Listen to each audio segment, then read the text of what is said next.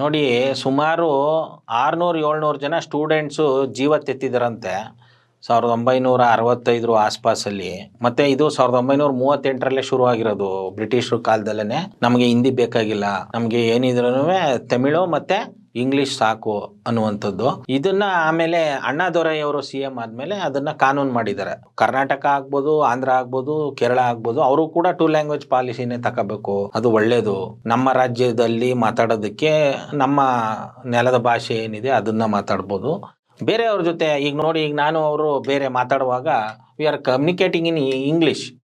ಹಿಂದಿ ಅಗತ್ಯ ಇಲ್ಲ.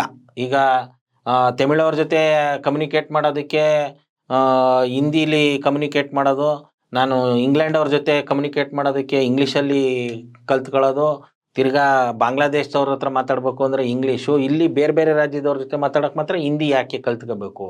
ಇಂಗ್ಲೀಷ್ ಸಾಕಲ್ಲ.